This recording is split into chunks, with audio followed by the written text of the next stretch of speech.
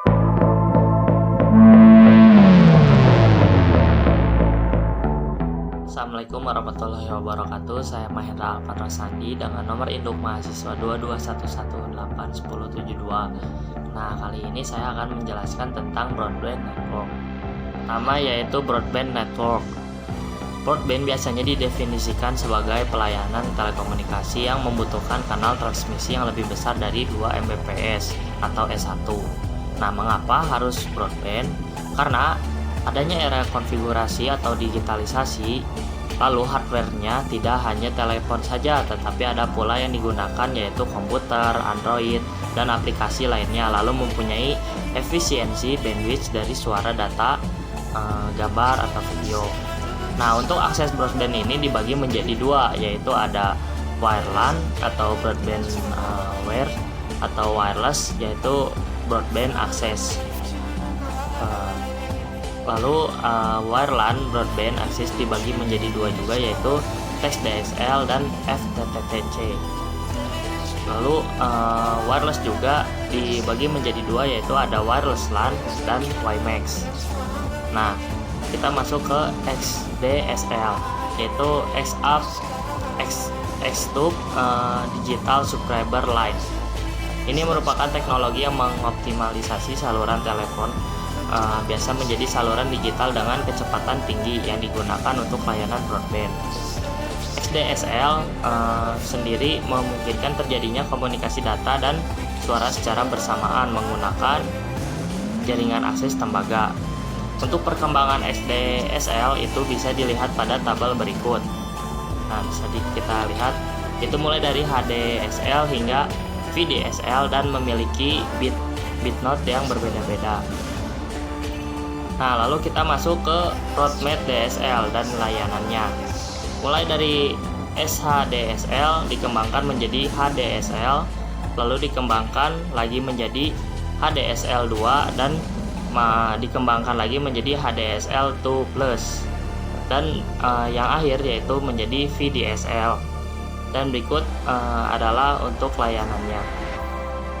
Nah, kita sekarang masuk ke ADSL atau Asymmetric Digital Subscriber Line, yaitu teknologi akses yang memungkinkan terjadinya komunikasi data, suara, dan video secara bersamaan menggunakan media jaringan akses tembaga suatu pasang. Nah, mengapa disebut asimetrik? Karena memiliki kecepatan transmisi yang berbeda-beda atau upstream dan downstream. Nah, upstream di sini yaitu transmisi dari user ke sentral. Nah, lalu untuk yang downstreamnya transmisi dari sentral ke user. Nah, lalu masuk ke hardware dari HDSL. Nah, ada beberapa macam, yaitu yang pertama modem HDSL, DSLAN atau Digital Subscriber LAN. Lalu ada akses multiplexer, IP switch atau yang disebut untuk mengumumkan PSLAN untuk RAS. Nah, RAS adalah Remote Access Server. Ini untuk menghubungkan user ke tujuan. Lalu konfigurasi dari HDSL seperti pada gambar berikut. Residensial berupa user di sini contohnya adalah telepon ataupun PC. Semisalnya PC harus masuk ke modem HDSL terlebih dahulu, lalu masuk ke splitter, dari splitter masuk ke DSLAN. Jika bentuknya adalah komunikasi data, akan dihubungkan ke RAS melalui IP switch. Nah, lalu dari RAS akan menuju ke ISP tujuan. Nah, jika komunikasi suara akan dihubungkan ke sentral PSTN. Keunggulan ADSL yaitu salah satunya yang pertama, satu saluran suara telepon bisa digunakan untuk pembicaraan telepon dan akses data secara bersamaan. Dua, koneksi internet lebih cepat dari modem analog dan hubungannya itu ada dedicated connection untuk jasa dari ADSL sendiri. Nah, dari ADSL sendiri ada internet access, video on demand atau remote LAN access, mana voice dan data dapat ditransmisikan secara bersamaan, yaitu menggunakan teknik modulasi discrete multitone. Jadi salurannya itu digunakan oleh beberapa frekuensi carrier dengan rentang pita frekuensi tertentu untuk upstream dan downstream. Contoh bisa dilihat pada gambar berikut, di mana ada dua sinyal, di mana sinyal yang berwarna biru ini adalah frekuensi upstream dan yang hijau ini adalah informasi downstream. Untuk upstream itu rentang frekuensinya 3 hingga 140 kHz dan untuk sisanya digunakan untuk downstream. Lalu masuk ke macam-macam FTTX, yaitu ada FTTB, Fiber to the Building, lalu ada FTTC, Fiber to the Curb, lalu ada FTTH, Fiber to the Home, lalu juga ada Hybrid System, Hybrid Fiber, dan Coax. Kita masuk ke konfigurasi untuk FTTC. Jadi dari CO terhubung ke user atau perubahan yang pertama itu menggunakan fiber optik, dan untuk garis putus-putus itu menggunakan modem ADSL, dan untuk jaraknya 12 kV. Nah, untuk jarak yang lebih jauh atau yang lebih dari 5 miles itu akan menggunakan kabel tembaga terlebih dahulu, lalu masuk ke remote terminal, dan terhubung ke perubahan yang kedua itu menggunakan fiber optik. Konfigurasi untuk FTTH. Dari CO-nya itu masuk ke local convergence point, lalu masuk ke NAP, network access point. Nah, lalu terhubung ke user. Nah, satu NAP ini mengcover multiple user, itu bisa 16 subscriber hingga 30 subscriber, dan FTTH ini menggunakan single pair atau satu pasang tembaga untuk komunikasi data dan suaranya, tetapi kecepatannya itu terbatas. Nah, lalu masuk ke konfigurasi fiber coax. Ini sama seperti FTTC gambarnya dan secara kerjanya. Hanya saja jarak yang lebih jauhnya itu tidak menggunakan remote terminal tetapi menggunakan node. Hybrid fiber coax ini menggabungkan antara kabel tembaga dengan fiber optik.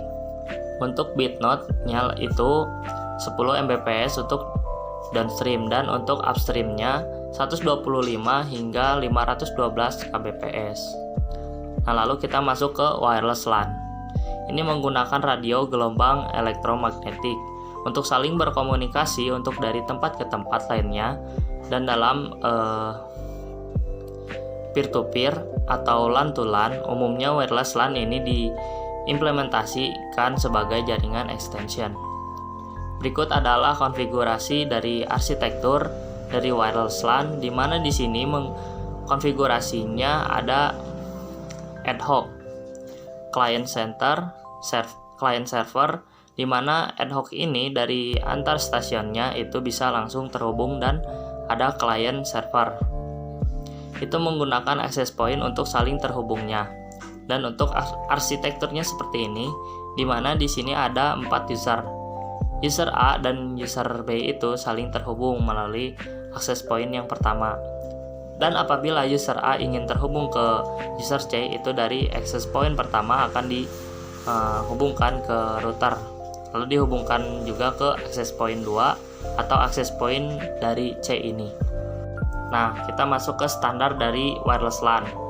Wireless LAN ini menggunakan standar 802.11a dan 802.11b dan 802.11g, di mana setiap standarnya ini memiliki parameter yang berbeda-beda. Nah, bisa kita lihat pada tabel berikut. Selanjutnya itu adalah kelebihan wireless LAN dibandingkan wired LAN. Nah, ada beberapa, yaitu ada plug and play, di mana dapat digunakan secara langsung. Yang kedua, meningkatkan produktivitas dan layanan. Yang ketiga, kecepatan instalasinya jauh lebih cepat. Yang keempat, fleksibel. Lalu yang kelima, reduksi biaya. Lalu masuk ke hotspot public wireless LAN. Ini hanya digunakan untuk indoor, dan hotspot ini menggunakan teknologi Wi-Fi standar 802.11a dan B dan G. Mempunyai speed sekitar 11-54 Mbps. Nah, lalu kita masuk ke WiMAX. WiMAX adalah teknologi komunikasi broadband yang menggunakan standar IEEE 802.11 di mana kepanjangan dari WiMAX ini adalah Worldwide Interoperability for Microwave Access. Nah, kelebihan dari WiMAX ini mendukung triple play, Wi-Fi, dan mobile backhauling application dalam satu infrastruktur, lalu memiliki kapabilitas kecepatan data yang sangat cepat dan menggunakan teknologi 4G. Lalu kita masuk ke standar dari WiMAX. Jadi WiMAX ini sudah mulai dikembangkan pada tahun 2001, di mana standarnya itu adalah 802.16 dan kemudian dibagi menjadi dua, yaitu 802.16c. Nah, yang 802.16c ini untuk like of sight point to point. Kemudian menggunakan teknologi EOFDM berkembang menjadi 802.16a. Untuk non like of sight point to multipoint dan berkembang lagi menjadi 802.16d dan 802.16e. Itu yang terakhir. Nah, lalu masuk ke profil dari WiMAX. Jadi ada dua standar, yaitu standar untuk mobile dan fix. Untuk standar mobilenya menggunakan standar 802.16e dan untuk yang fix menggunakan standar 802.16d. Lalu masuk ke pengembangan WiMAX, yaitu mempunyai performa yang tinggi, lalu pemasangan yang fleksibel dan biaya yang lebih murah, all IP arsitektur. Lalu masuk ke opsi frekuensi untuk WiMAX, mulai dari 23 GHz, 2,5 GHz, 3,4 hingga 3,6 GHz dan 5,8 GHz. Untuk hash tadinya di Singapura menggunakan Fire frekuensi 2,3 GHz dan 2,5 GHz. Di Eropa itu menggunakan frekuensi 3,4 hingga 3,6 GHz. Dan di Indonesia sendiri itu menggunakan frekuensi 2,3 GHz untuk mobile dan 3,3 GHz HEU untuk fix. Lalu masuk ke arsitektur dari jaringan WiMAX, di mana ini menggunakan satu base station yang nantinya akan menghubungkan user ke internet maupun ke PSTN. Lalu masuk ke WiMAX untuk konektivitas kampus, di mana nantinya akan ada base station yang dipasangkan satu gedung dan bisa terhubung ke gedung-gedung yang lainnya. Dan ini adalah main buildingnya. Lalu masuk ke WiMAX untuk lepas pantai, di mana ini biasanya digunakan untuk komunikasi pengeboran minyak dengan perkantoran yang ada di pinggir pantai. Lalu masuk ke WiMAX untuk keamanan umum. Jadi dari suatu central office itu bisa terhubung ke kantor polisi, pemadam kebakaran, dan lain-lainnya. Lalu masuk ke WiMAX untuk private network, seperti pada di gambar ini. Dan untuk yang WiMAX untuk public network, seperti pada di gambar ini.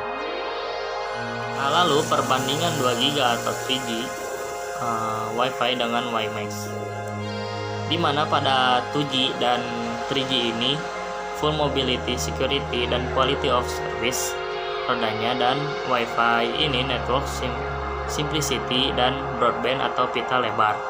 Nah, WiMAX ini mencakup semua kelebihan 2G, 3G, dan Wi-Fi, ditambah dengan large coverage. Nah, terima kasih atas perhatiannya. Mohon maaf apabila ada salah kata.